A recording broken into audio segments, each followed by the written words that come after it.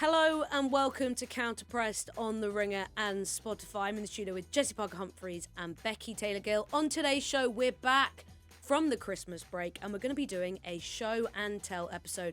We've all brought 3 stories to the table and we're going to discuss why we think they're important and interesting. We'll, of course, also look ahead to the return of the WSL this weekend. Back in our lovely studio. I must say, Flo, you are looking so Sunday morning TV today. I thought that when we were at the thing we were doing before we recorded this episode. I looked The over cords, across the the table. orange. Is And I was like, it teacher or is it fun CBBC? Maybe too formal for No, it's like CBBC. Sunday giving kitchen. Sunday brunch, yeah. Yeah. I love that. kind of vibe. Sorry, it's Saturday kitchen, Sunday brunch, sorry. Please get it right. For context, as Jessy mentioned, we were talking to some lovely US college students this morning about our careers, which was always really nice. When Flo said, like, about us all, like, yeah, we're all in our early 30s now, and I was like, oof. Oh, yeah. Sorry, guys. That is, yeah. Some truth serum brutal. to start. Yeah, I because know. I've known you since I was 23. It is crazy. That's crazy. The lives we've led, guys. Yeah. How was everyone's Christmas break? It does feel like we weren't in this room not that long ago, but it was about Winning the 2.5 Christmas weeks ago. quiz. Yeah. Yeah. How was everyone's Christmas? Good. It was nice. Yeah, Yeah? I feel like I worked quite a lot, but no, it was cute. I enjoyed it. Got some great gifts. Favorite gift? My hat with flaps. Oh yeah. It is good. It I is did good. see that before and think your ears looked really warm. Yeah. Hats with flaps are in Famously in 2026. hats Hats with with- flaps. Not cats with flaps. Something different. Oh. Becky, what was your gift of the season? I actually am wearing 2 of my gifts. I've really Ooh. come like, I'm like, wearing my gift. This is from Emily. wow. You know, and you Ooh. like on Boxing Day and you go to the football and everyone's wearing their new shirts. Yeah. My brother got me this Mo Salah shirt. It's got Mo Salah on the back. Wow. Which is lovely because he's an Evertonian, so it felt real special. Does it not feel a bit cursed? No, I think it was given with love. Do you mean because of Mo Salah? Yeah, Sorry. yeah. Not because of your Um, brother. no.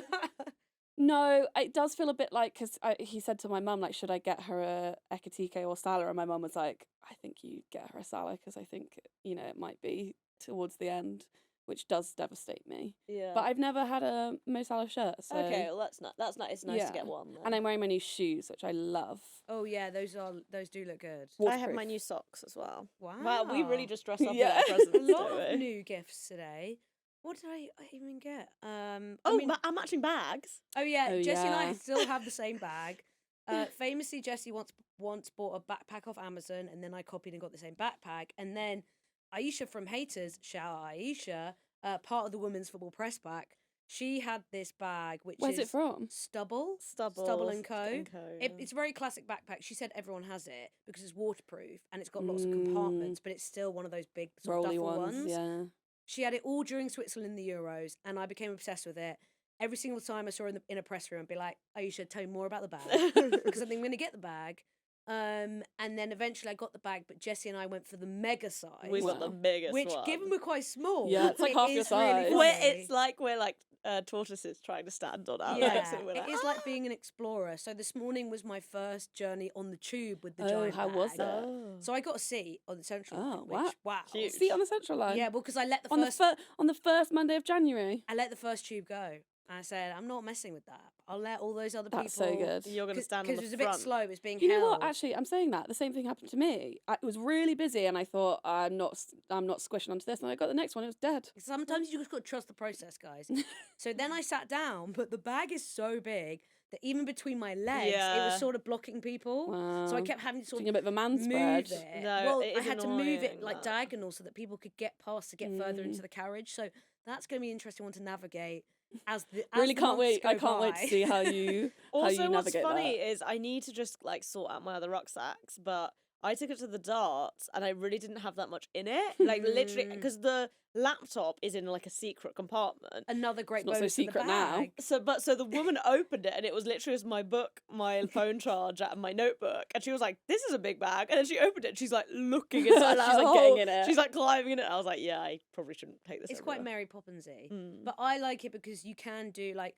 Often I'll come to Spotify and I'll be trying to squish in all my gym stuff and a bit of food and my umbrella, everything. This you can fit it all. You can make it a sort of weekend bag. I'm really pleased for you. I Yeah. am. So Stub & Co. Give us I some do money. actually, you know what? I do actually need a new backpack because I've had the same one since uni. Well, I recommend this. That was my Interesting. main Christmas present because I have to say they ain't cheap. Yeah. But hopefully they last. So that was the real big one. This is not even SponCon. no, this is this is just- real. But if you want to give us money, then we welcome If you want to it. give us a third bag, I'll test it. Yeah, exactly. Okay, that's enough of that. Let's get into our 3 stories after this. Okay, so JPH, we'll start with you. I mean, actually, let's give a bit of context because we've sort of been inspired to do this episode a little bit by the news meeting, which is an observer pod where journalists bring to the table a big story from the week. You often go on it and talk about a sports story and then you sort of debate. And in that pod, there's a bit of a sort of a winner, but we're not going to do that today. And also, Pablo Torre Finds Out, My favourite. a show that I'm a fan of, Jessy's a fan of. It's a great pod if you go and listen. And they do it's called Share and Tell, isn't it? Yeah. But they do lots of different episodes. A lot of them are sort of investigative, fun ones. But they do an episode where they have guests on and everyone sort of brings a story. So we are connoisseurs of the audio podcast landscape. So it's really fun to kind of. I love the fact that you're lifting, you're really like showing behind the curtain on this. Well, I love it. I mean, I think I've mentioned on this pod before, but like a lot of the pods I listen to outside of football are like pop culture pods, and they do really influence like. I think a lot of Counter Press and like I'm such a big Who Weekly fan. I don't know if there are any other hooligans who listen to Counter Press. There's a great pod about celebrity and like pop culture. And I think you learn a lot just by like consuming that work. And I think it helps with creativity. So we wanted to try something a little bit new post winter break because also obviously outside the January transfer window it's been pretty quiet. Well, so we think until today's pod. And obviously the WSL returns this weekend. So it is quite a lot of a long winter break. Cue Jessy, your discussion. Yeah, so I thought we should discuss how long the WSL can keep its winter break. Because there's obviously the WSL's expanding next season to 14 teams. And my understanding is that's sort of basically the maximum the WSL could go to and keep a winter break, which is kind of like part of the requirements at the moment is that they have it. But I feel like it's this interesting tension that we've got whereby I think everyone knows that we want sort of the top division to expand, and I think going to 14 teams is going to be really exciting. But I think in the long run, we would also like to see potentially more teams in that top division. There's also this, I guess, kind of like focus, which is really important, on playing time and the ability to see the best players playing at the highest level without being really overextended, which is obviously something we really see in men's football and is a concern in women's football, but I think is sometimes sometimes like misattributed. Because I think what tends to be found when FIFA Pro do stuff is there are some players who play loads and there are some players who hardly play, and that having this like quite like jaunty schedule where you're like playing like 4 games in 2 weeks maybe and then you're really off, that's actually almost worse for you than if you're playing 1 game a week. So I guess I thought it'd be like interesting to discuss how do we balance taking this time and having sort of a regular schedule, a schedule which has lots of games in, that we get to watch more football, and maybe being able to give players some rest. And like, do we like having a winter break? Because we've obviously just come through, well, we're still kind of in it, but we're getting to the end of the mammoth Premier League Christmas, which I sort of really enjoy. But then I also feel, and I was saying this to my girlfriend over the weekend, it's kind of weird because it feels like it almost takes the fun out of the Premier League. Because I was just a bit like, oh my God, another round of fixtures. No, I cannot get enough of I literally all weekend this weekend I stayed in Saturday, Sunday. Wow. I was like, I'm enjoying this last bit of like Christmas holiday before the week starts, and I sat and watched every single televised slot. Yes, televised slot. Yeah, because And I just felt a bit not bothered. like, oh my gosh, I just feel like I've non-stop. Is that because, do you think it's also because you've been working throughout that period as well? Yeah, or- see, I've been on the sofa with a Toblerone. Maybe. It's kind of different. But But I I did just- go to a game as well. Because I do enjoy it. Yeah, so I went to Fulham Forest on the Monday before Christmas, went to QPR Norwich on New Year's Day. On New Year's Lest we Day, forget, terrible, stinky. that was bad. That was stinky. I have went to say. Forest City on the 27th. Yeah, then QPR. So I've like gone to quite a lot to get, and I obviously wasn't working QPR. I wasn't working Fulham Forest, but yeah. So I don't know. I guess it's kind of interesting because in some ways I think it'd be amazing to have women's football over Christmas. Well, I want to pick up on that. Boxing Day WSL. Yeah, I want to pick up on that because I think there's been so much discourse this year. Well, this 2025. We're in 2026. There was so much discourse towards the end of 2025 about the fact that because of the way the fixtures fell, there wasn't going to be a lot of Premier League Boxing Day football, and people were up in arms I was because obviously it's so devastated. historic. There was a lot of EFL games, as there always is on Boxing Stop Day. trying to make EFL happen, Flo. But EFL isn't in for I 2026. know. I've replied for to her Instagram story like, 2026. stop trying to make it And happen. I've been to an EFL game already. Exactly. So yeah, I think obviously this year it will reset because Boxing Day is a Saturday, so it will sort of fall back into place. But I do. But that's also crap because that means then no 3 p.m. on the TV. Sorry, that's just a separate point about Well, it. I would love to see how the WSL could fall into joining the festive tradition, or whether it would be such a cluttered fixture list they would just get left behind and no one would care. There's also an element of, and it's going to be really interesting this coming weekend because it's so cold this whole week. Could WSL fixtures actually go ahead? So over the weekend, I think only 2 games went ahead in League 2, and they were the lunchtime kickoffs, and there were no other matches. And Women's National League was back as well, and there were a lot of there's no way that any WSL. Well, I suppose only like Emirates, Stamford Bridge, yeah. anywhere with underfloor heating, basically. What is interesting is that the EFL have now brought in special conditions for televised games lower down in League 1 and League 2. So they bring in temporary pitch heating equipment. That's what they do at Kings Meadow. Yeah, torch. They didn't do it very well a couple of years ago, did they? Well, after that, that's when they got it. So it's obviously quite expensive because it's not a long-term solution like undersoil heating. But you basically torch and blow the pitch warm, and they now do that for games that they know are going to be the main or like red button or whatever. So you could also do that. Like, it's a bit expensive, but so I wonder how, from an operations point of view, how possible it is. Then you've also got the stadium sharing element for the teams like Arsenal and Leicester and Villa, etc., who are playing all their games at the main stadia. How do they then fit in, especially a team like Leicester, because they're in the Championship, so it's really busy that time of year. How do you make that fit in? I think not only, Jessy, from a player performance point of view, is it a miss to be out for so long, but from a storytelling point of view, no one is talking about women's football for about 4 weeks, which is quite concerning. The only thing that's been keeping them in the stories, which is very minimal, is like Manchester United transfer and contract extensions. If it wasn't for that, and Spurs have been very busy, no one would be talking about women's football. Well, I guess it's funny as well because we had a Subway Cup weekend as the last weekend. Because I'm woke, I was actually at the WSL too.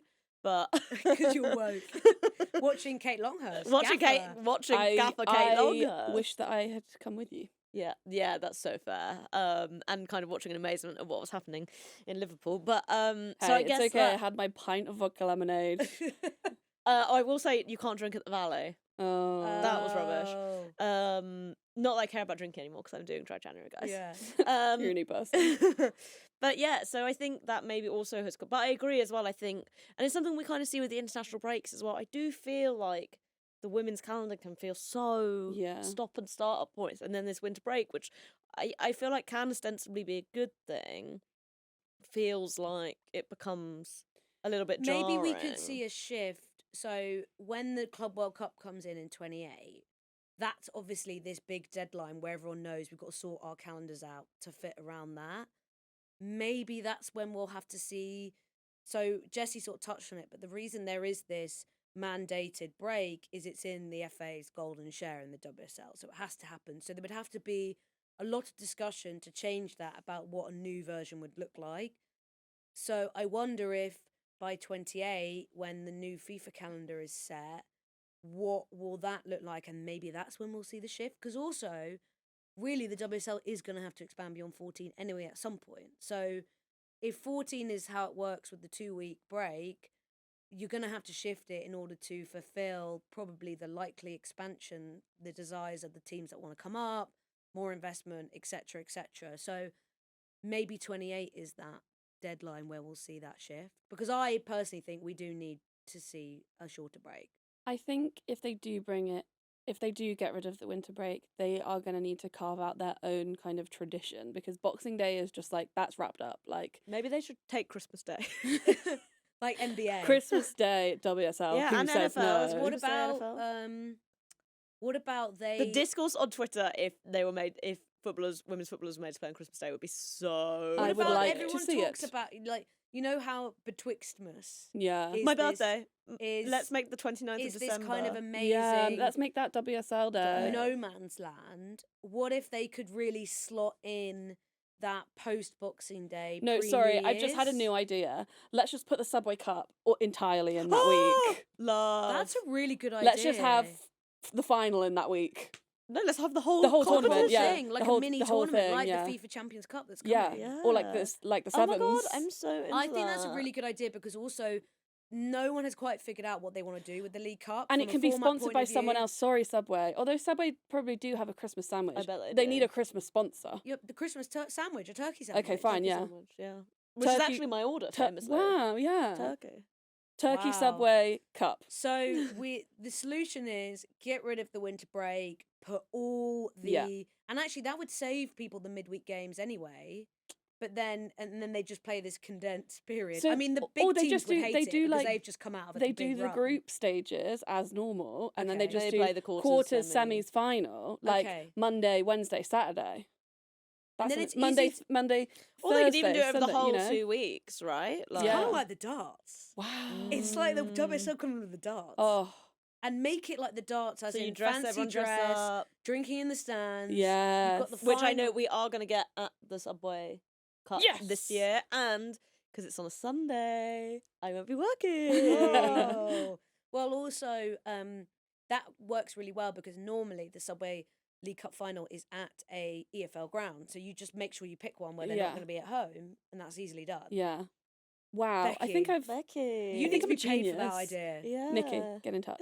That is, we've solved it. We've solved it. Brilliant. We've Well, solved women's football. this episode concept is going so well already. Okay, I'll go next, and then we'll do a break, and we'll get on to Becky's showpiece. Mm. So I was going to say before when you were like, there's no winners, I was like, if there was, we know who it would be. I want to talk about London Sea Lionesses. We've talked about them Mm. a lot this season because they obviously are the new kids on the block. I wonder what Michelle Kang did for Christmas. Wow, I bet Something she had a rich. very extravagant Christmas. Mm. So the biggest news, which felt like it happened ages ago, but it was actually a massive bombshell at the time, but I don't think it got enough coverage just because they're not one of the top 4 clubs. But poor Jocelyn Prisher got sacked on the 21st of December. Everyone's that's so favourite Nepo mean. baby. That is so mean to do it right before Christmas. That's So- ruined his Christmas. LCL weren't involved in Subway Cup quarterfinals, so they hadn't played a game. They just lost to Leicester City, which was not a great look. But given Kosovarish Aslani's penalty miss, it could have been a very different game. She's to blame here. But that was their worst defeat of the season, their worst result of the season, hands down. But all in all, he was sacked as they sat 6th in the table. The only other teams they'd lost to are the Big 4. They'd had a lot of good results. Overall, I think people were pretty impressed. There was the context of 15 new signings, or however many it was, trying to make them gel. There was obviously the context of them also being a new team in a new league, and all of So that. I'm a bit rattled as you like talk about it. I It's was just, like, really rattled at the so time. I felt for him. I bizarre. thought it was a really bizarre decision, and I kind of came away from thinking about it.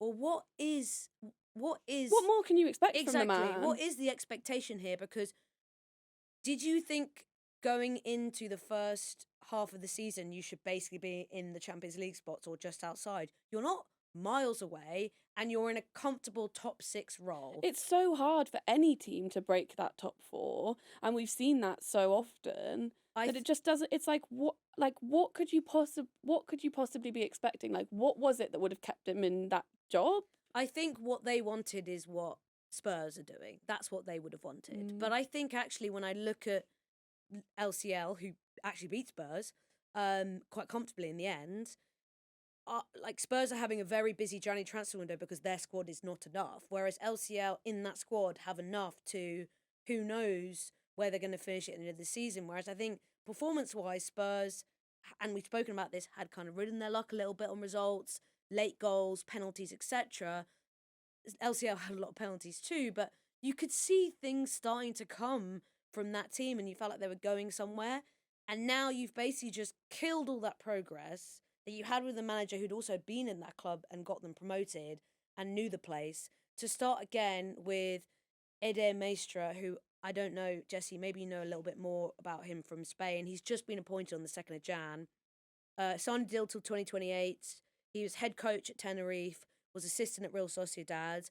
I imagine they're trying to build this kind of Spanish That's attractive what's been football. briefed, right? Is this idea that part of the problem with Pressure was they didn't see him as a long-term like option because of the style of football that he played. And like obviously there is a lot of Spanish influence within the group in general. Obviously the sporting director for the whole group is Markel Zubizarreta, who was at Barcelona. They've obviously got Geraldes at Lyon. And so clearly there's this strong, not just Spanish, I guess, but like this Barcelona style of play that they want. And obviously this appointment is kind of meant to fulfill that. I feel like quite skeptical about this for a number of reasons. Firstly, I find this like privileging of like one style of football like a bit eye roll. Like I think I've spoken about this before, but I find this idea of like tactical philosophy is almost like morality very annoying, because I kind of feel like football is about winning and that these things go in and out of I think it's so British to win ugly. Yeah, and it's like, it's fine, and I know obviously in Spain like people feel differently about that, but I think there's a lot of like different trends even within like Spanish tactical philosophy that kind of get overlooked in favor of everyone just putting it under this umbrella of tiki taka. The other thing I find bizarre is I'm kind of like, even if you want to embrace that, it feels like a big risk to go for someone who has really like very limited senior management experience. They obviously feel like he's gonna be the guy.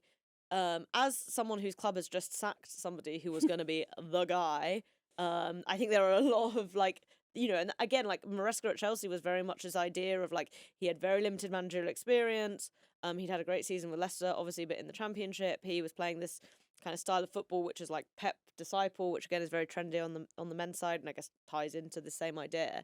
But there are so many different things that can happen, and I think Chelsea played well in certain aspects, they played badly in other aspects, and ultimately he just fell out with everyone. So there are so many different variables I think go into this, other than like that someone subscribes to tactical philosophy. The other thing I find a little bit strange about it is you're bringing him in at a time of season. I guess this comes back to the winter break. It's a bit different from the men's game. Like, he can come in and have these like 10 days, I guess, before we get back into everything. But you're coming in and then you're trying to like change everything up, as you've just said, after a period of time where everything's been changed up 4 months ago because you've brought all these different players in.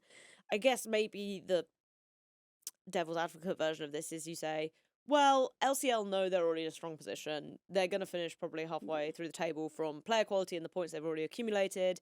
He gets his feet on the ground. He can assess the squad. And in the summer, as a collective, they can bring in new players. That's when the philosophy stuff really comes in. I was thinking this, like, just what you said, like, before you said it, I go back and forth between these two ideas that it's better to bring in a manager in the summer when you've got, like, a fresh start, and then actually... But then actually it's like, well, yes, they're safe. So if you bring him in now, he's got time in matches, which is so different to like work it out. And I can't decide what I believe is the best way forward. I think for me, to pick up on your point there, Jessy, about the wider philosophy point and wanting to build that Barcelona style and system, what makes that so successful is years of work in an academy, building the culture, building the style, developing players in that image and style. It's very hard to transport that in a team when you're at square one. London City Lionesses are putting tons of money into their academy program and facilities and everything, but they're very much at the early stages. This sort of appointment for me is a head of academy appointment. It's not a head coach appointment. If I'm saying, right, we want you to work and develop these players, in this style, I would say, okay, make that person your head of academy, start from there, develop those players. You're doing that with a group where a handful of them, are coming for, ex-Barca, for example.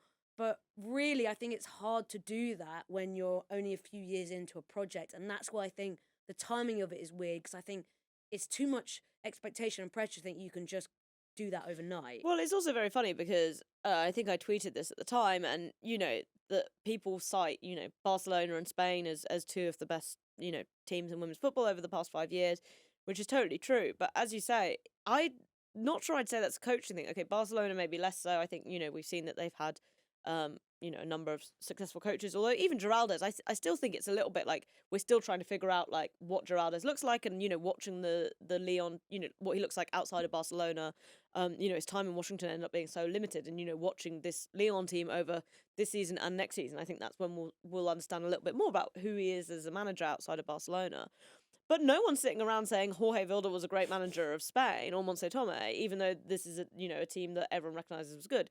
The reason I think why most people feel like the Spanish team at least was good was because their players are the best in the world. And as you say, that's because Spain, and in particular Barcelona, was one of the first movers in terms of girls' academy football. When you're looking at players like Patri, like she was one of the first girls to like go and live full time in La Masia. So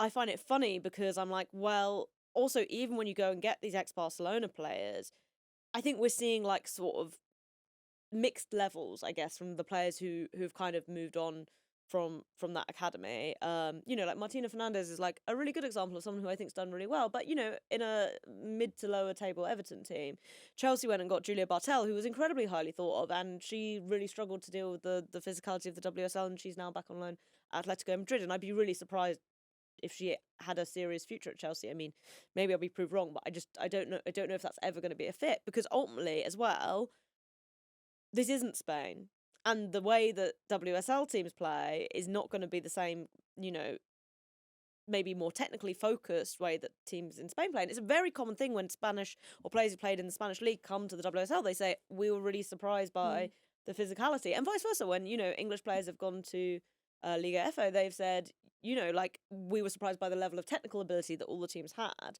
But those differences are real. Can you do it on a cold Wednesday night in Crawley? That's the big question. I think I was thinking about, like, when you mentioned Pep, like, actually in men's football even, how often is it successful that, like, someone with that kind of Spanish philosophy and idea about football brings that over to especially an English team, and it is successful. Obviously Pep is like a very good example of that, but like, when have we actually ever seen that work? Well, it's funny in women's football. Yeah, and the most successful Pep disciple is Arteta, right? Yeah. But I wouldn't say I would say like lots of the things that makes Arsenal look like, well, really good over the past couple of years and probably title winners this year, I would say it's actually very English, right? This is the joke. It's like Pep actually almost plays Tony Pulis ball like a lot of the time. Well, what's really interesting is that wider impact is when you talk to people working across League One, League Two, Championship, and they talk about the influence of Pep, just the fact that everyone plays out from the back now, apart from basically like Millwall and a few other teams that want to play direct. And when you talk to academy coaches, they're like, it's crazy how much it's changed in a small space of time, with the coaching influence of the Guardiola and Barcelona style on the whole of English football is so huge. And I'm wondering what you can say is going to be the same in women's football from that Spanish style, because like you say, Jessy, it's not necessarily, it's more the individuals and the products and the development and the technicality than necessarily a style. Yes, there's the atypical Spanish style of possession, aggressive pressing, winning the ball, like, but it's not, you can't pin it on one person, like the fact that Guardiola has just influenced the whole English football pyramid in that same way. But also in men's football, like, the infrastructure and the resources is so different that, like, Pep is able to influence all of that, because that, that goes down, like you said, like into the academies, and it goes like across the EFL, and he has the resources to make that work and to find the players that fit and to, work the resources to work with the players to make it fit. Like, obviously London City Lionesses have like a huge budget, but that it's not even really the resources, it's the infrastructure to be able to make and the that time. possible. They're on stage 1. Yeah. They're only just starting their academy. Which and I mean, girls maybe is program. the time to do it. Is if that's the way they want to play, if that's what they want in their future, if that's the kind of way that they see themselves becoming so successful, it's like you do have to start it now, and maybe that is going to trickle down into like if they're starting an academy and like. But that's why for me it's an academy appointment. Yes, I think but I that guess makes sense. the thing is about how the philosophy carries through. Like, one of QPR's long-term issues has always been they put a head coach in who's doing something completely different to what the academy are doing. So it has to sync up. Otherwise, there's no progression. The coaches come and go, and the style is always starting from scratch. The culture's always starting from scratch. So perhaps for LCL, it's like, okay, we put him as the head coach, and then we get someone else in the academy as well, and it all follows up, and it's all one system, and you're coming up with the strategy, you're coming up with everything. And obviously the idea is as well, it's not just at LCL, it's that then ties into Exactly, the Lyon, that football ties group. into Washington Spirit. So you have to see that sync up. So that's why all of those appointments are going to be really important. But to be in the head coach role now, perhaps, I mean, it's hard to find who would have been the more senior version who is out of work, would come. I mean, the beauty of, I guess, LCL is that they can pay anyone anything. Yeah, well, that was part of me when Prasure got sacked, was like, are they going to Geraldez? go and get Geraldez? Yeah. And maybe that's also because I think Kang is probably not naive to the fact that the English market is, of the European markets, the most lucrative. And I do wonder if the idea is prep to prep get everything for LCL sort of Geraldez. into Yeah. Champions League spots And then over take the next them. couple of seasons, and then have Geraldez move on. Hey, and look at Natalia Arroyo. She's done brilliantly at Villa. She was Well, a that's very almost highly more funny. rated I'm like, Spanish coach. she's like, the kind of girl I'd have gone after. And I mean, maybe they wouldn't have been able to get her out of Villa, but I'm Yeah. like, well, it also took her a while to like get used to the WSL, and she's someone with far more managerial experience. But yeah, maybe they just feel because of their position they're in now, they'll just take having 6 months where they work it Yeah, out. because they're going to be safe. I think it's really funny to think, like, I picture Michelle Kang as this, like, businesswoman, but I think it's really funny to just think of her at home, like, just, like, she just fucking loves Spanish football. She just loves the way that Pep plays. She just loves the way Barcelona plays. She's like, yeah, that's what I want my empire to be. And who are London City Lionesses playing this weekend? Liverpool. So let's see. The away fixture, as in London City's home fixture, was when I got really drunk. The game kicked off at 11:55, so to wait 5 minutes for after kickoff to go get a drink, and then that was the first one I tested. Have the bar open till 12. They had the bar open. You can buy alcohol until 12 because the license. That's so funny. So you had to wait, The which ultras I knocking on did, the door, waiting and there for was the like a taps to small turn on. queue at 12. And I actually really enjoyed that game, so I just got really drunk. Nice. Yeah. Wow. Okay, well, let's get into Becky's big topic after this. So I put a question thing out on Instagram, and I would say 90% of the questions were just about this very topic. So, Becky, what are you bringing to the table today? I obviously am bringing the royal wedding. The royal wedding. Yes. I actually will say, when I was thinking about it, I was talking to Dylan, and he was like, well, you're obviously going to have to talk about the wedding. And I was like, so true, actually. Yeah. Like, that is the biggest story. So by royal wedding, we mean, of course, Sam Kerr marrying Christy Mewis in Crazy. Perth, Australia, of all Yeah. places, so far away. The furthest but it's bit where away of Sam's Australia. from, Yeah, it's right? where from Sam's from. And I but- read in Vogue that they decided very early they wanted a summer wedding. But because Ah. obviously it's quite difficult, they were like, it's quite difficult to find a time when we're both free. I mean, Christy's not playing, but summer in Perth. So they wanted a summer wedding and they went and got it. Because it's famously summer in Australia when it's winter here. Which brings me on to my main point, which is that they made all their guests wear black. Hey, let me do my Okay. spiel. Oh, okay. Okay, sorry. Becky, do your spiel. I 'cause actually we have a- have questions. I have a Google Doc. Oh, okay. Royal wedding. Okay. So, God, where to start? I've got some interesting things, right? So in Perth, at this gorgeous, like, private whole villa thing. It was very European. Yes, the very villa. Lake Good for Como very inspired. Yeah. And it was quite black and white, and it was like quite black and white tiles, and that inspired their black and white Theme. theme, Okay, Dress but code. Dress code. Wait, I know. Summer perf. I know. But you have to think, I think it's so smart from them because have you seen some of the Woso fits? Yeah, true. And the photos do look gorgeous. They look because amazing. everyone's consistent. Everyone's consistent. And you reduce the amount of crazy shit that those footballers can wear. Also, they had a lot of amazing black and white photography. Yeah. And that pops. Oh, obviously with the they dresses. obviously The had thought all of photographer, that through. gorgeous. Yeah, the curation and the aesthetic Yeah. was amazing. I think it was really smart to do black and white. Someone posted a picture of Alana Kennedy's wedding outfit like last year for someone else's wedding. I can't remember, and it was like she was wearing like black dress shorts and then like a yellow like. I still wasn't sure about Alana's outfit this time around. I can't lie. I liked it. No, I think they thought all everyone looked very good, chic. to I be think Emily fair. Van Egmond looked the best. Yeah, Emily Van Egmond looked She insane. looked fit. Mm. Yeah. Yeah. I think I've narrowed down what was the WOSO guest list, Okay, let's hear. Run us through. and I think you'll be surprised. It's quite small. I was surprised by how small it was, but I assume quite a lot of people couldn't. And also I think maybe there's something in once you start inviting all of your teammates, like that just like goes out and out and out. And they're Yeah. both footballers. It just gets Teammate out wags. of hand. It just gets Well, there was really a out of hand. Famous teammate wag there. Yes. So this is what I think is the final guest Here we list go. of people that we know. Obviously Sam Lewis. Caitlin Ford, Emily Van Egmond, Mackenzie Arnold, Alana Kennedy and Steph Catley. Carly Telford. Yeah, I saw Carly there. Katie McCabe, Kelly O'Hara. That was And it. that's it. My friend Kelly O'Hara, who I saw in the pub by Stamford Bridge.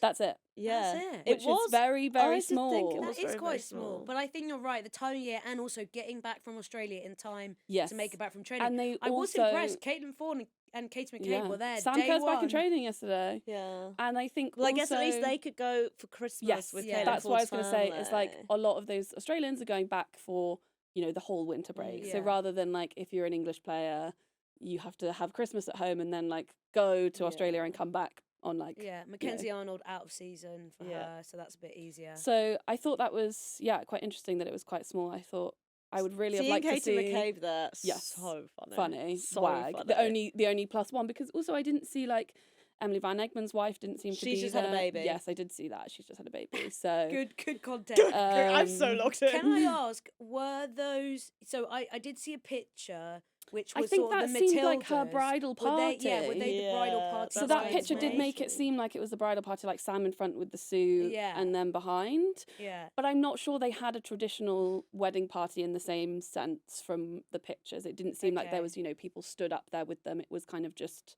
the two No, of them. and Christy didn't walk down the aisle with anyone, like with any bridesmaids. Yes. she just walked yeah, down yeah. with her And father, I right? think one of their dads walked the baby down the aisle. Which Yes. is very Oh, cute. that's cute. So Sam's suit, Hugo Boss, Ooh, very chic, very chic. classy. And I thought gorgeous. Yeah, really very nice. Yeah. nice. One thing I will say though, that motherfucking low pony. No, I disagree. No, she I looked fantastic. love. I think Sam Kerr is one of those people where one day she's going to chop her hair off, and you're going to be like, you should have done this decades ago. And So- Catherine Berger style. And Katrin Berger style. Famously, I was telling someone else this who messaged me saying, I can't believe she wore a low pony on her wedding day. I mean, what else was she going to wear? And I remember interviewing her one time and she talked about how she has like a bit of a phobia of hair. Like she hates hair so much that the low pony is just the easiest thing to Yeah. do. It's Also, not look, it suits her. She looked intentional. fantastic. She looked amazing. It's not style, it's just the way I she just wears think- her I can't hair. imagine her hair looking Anything like else. anything Which, else. But that's that's the why thing. I I think think- she should chop it. That's why I think you're right, is maybe eventually she'll free herself and just Free chop it all yourself. because she clearly Free yourself, can't be Sam. arsed. She would Yeah. look so good with like a little short, like not too short. I think maybe like Also, context on the Hugo Boss suit, Sam Kerr famously posted on Instagram She'd that got it the week she before. got it the week before. Did she? I which missed is that. stressful groom/bride behaviour. yes, Yeah. that is so like. Yeah. I bet Christy was going mental. Yeah. I'd like to talk about Christy's several outfits. Yeah, how many Mm. outfits did she wear? So she had 2 dresses, and then also at the end she was wearing like a sparkly skirt that with. So the first dress is from a place called Berta, and it was like embroidered, kind of like. Hold on, I do have notes Is about that it. what? Where's that? What? Beaded semi-sheer. What's from Berta? Is So that- Berta is a bridal shop. Okay. Their bridal price. Sorry, they have a bridal range, but it is all kind of very bridal. But their official bridal range starts from £6,000. Whoa! And that was the starts at. Damn. Okay, Christy. And then she had a second dress. Oh my god. From a place called Kaya Studios, and their dresses, and it seemed like it was like a short skirt party dress. They start around 2,000. Bargain. So, but I don't think that's like that's not crazy for crazy bridal. for like if you're spending maybe like 10k on a dress. I don't think that's actually like bridal that stuff crazy. is And expensive, I think. yeah, and then she had that sparkly skirt. I thought she looked fantastic. Yeah, she looked amazing. Like they looked so good together. And right, I'm gonna say something controversial. I think I've probably said it to you before. Lesbian weddings, I'm always like, oh, what are you gonna wear? It's a tough, I think, thing to figure out. I have very, very rare, and obviously Sam wore a suit, but I have very rarely seen two women marrying each other wearing dresses that look good together. I think it's really important that like it's hard to get the balance right. Yes, you have a person in the middle that's like, this is the exact colour and this is like, yes, you need them to look good together. Obviously Sam was wearing a suit, so they did look good together, so it was fine. But I was very, very impressed with how they looked. Were we surprised that there weren't any celebrity musical performances? I think I hadn't thought about that until you'd said it. The DJ, I did Google her. She's like Perth's like premier DJ. Does she have a big Instagram following? No. Okay. She does like it's kind of more corporate. She does like Okay. corporate stuff, weddings, and like festivals and stuff. Okay. I think they also had a saxophonist. Saxophonist. That's very on trend. I think for, like, actually it was American quite. weddings, I actually think yeah. it was quite chic to not have a celebrity like performance because I think they could have like they obviously have quite a lot of money. Not like me when I get Charlie XCX when I I win was gonna Euro say Millions. Charlie XCX. Yeah. Or don't roll your eyes at my Euro Millions. No, I would want that. I would say that'd be my dream. Or I would pay all of the Spice Girls to reunite. Oh, that's good. But that's the good. checks I would need to be writing. Listen, Whoa. when you don't, I'll DJ both your weddings. I think it's quite. I think they were very chic about it, and I think there's a dearth of chicness in the WSL. There's I will a dearth say of it. chicness in the world. In the Becky. world, That's you're why so being true. chic is one of my ins. Yes, 2026. And I think you should It's a take some dearth of tips chic. from this wedding. And I think like I said about the black outfits, I think like we've seen some of the outfits, like Lucy Bronze's OBE outfit, that weren't great. And I think they made sure that everyone looked really good. Maybe they only invited people that they knew that they could be like, right, this is what you need because to they wear. invited a lot of candidates. So that's always a No, risk. I think the thing is though, with a black and white theme, you can get very like prom-y. Yes. So I think it was good that they stayed away from that, and it still seemed like classy and not tacky. Because I think there's a fine line, and I agree. It seemed to. I think once you know that it's going to be in Vogue Australia, you know it's got to look good. So you know you can't have any of this tacky stuff. Yeah. Like we got to deliver the goods here. I had a question for Flo because you're getting married this year. Famously. Wow. It will not be in Vogue. Well, is there anything you've taken Yes, that's such a good from the royal question. wedding? I'd love a Hugo Boss suit. I do want to get a nice suit. Cost well, unless I win Euro Millions, like it won't matter. But I would love to get a really nice tailored bespoke suit. But I just don't know how much these things. Would you wear a cost. low pony? What are you going to do with your hair on the I day? don't know. I really don't know. That's quite stressful, actually. Yeah. But yeah, I'd love to have a really nice suit. It just depends. Yeah. Also, on the topic of their like expensive suits and stuff, their wedding rings were Tiffany and Cartier. Oof. Yeah. Wow. That sounds spenny. Yeah. The drinks menu. Oh, I love the drinks I can't menu. stand it. I was hoping to get your opinion on it without you seeing. Okay. wanna No, know the I have food seen and fully analysed. Okay, I haven't wanna seen know any of the food and food, drink yes, situation. but they said they wanted like a homely feel for the food, so that I Okay. think I don't know what it was, but Okay. the drinks menu is in vogue. Cocktails: Moscow Mule, Spicy Marg, Aperol Spritz. Love. Oh, great classic. Really good classic. broad bases. As Yes, well. and like different Something tastes for everyone. The beers is where I want your opinion, Yes. obviously. Corona, Fine. interesting. And then these two that obviously are more like local, like Stone and Wood Yeah, so Pacific Ale. Stone and Wood is like the sort of like main hoppy beer in Australia. Okay. I really like. I got into it when we were at the Oh, World okay. Cup. So you would have liked. Yeah, that's what you would have I'd gone have for. gone for Stone and Wood. Yeah. Yeah. And Wolf of the Willows West Coast IPA. Yeah, interesting to go for a West Coast option. I don't really like West Coast IPAs. I don't know the one. I assume it's Australian. West yeah, Coast, I as didn't- in US or Australia? US. Okay. Ooh, So West interesting. Coast, East Coast IPAs are the ones like that are more hazy, and West Coast Okay. IPAs tend to be like more of a darker brown. They're like maltier and clear, Do you but still think? very hoppy. I presume open bar. Yeah, Come on, you're in Vogue Australia. That's an yes, open bar. free bar. And then Yeah, we don't of know about the course. food. We don't know about the food. I'm surprised there was no food Yeah. chat in the Vogue piece. But it looked. When I was looking through the pictures, I was like, it just looks like you had a really fun time. Like It did look good. they were having like every wish I'd picture been of invited. them, every picture of them, they were just like laughing and like having a Yeah. great time. And obviously the picture of Christy on Sam's shoulders is Amazing. great. Yeah. And I just think they smashed it. And like, what else would we expect from our lesbian mothers? Is it so crazy to Yeah. have seen them flirt women's via football Instagram DM relationship comments even? go this far? I also It's just think mental. like this is like kind of embarrassing and cringe to admit, but like I know I'm not the only one. Like I stand them so hard. Yeah. Oh yeah, that's not same. embarrassing. Love. I love their Because, love. Like Guys- I know we kind of joke about like the Taylor Swiftification of like women's football and women's sport, but like I think it's like they've spoken about this. Like I've interviewed them about this. Like it is really hard being such a public couple, and it's that balance between like how much you open up of your lives and how much you keep private. And obviously,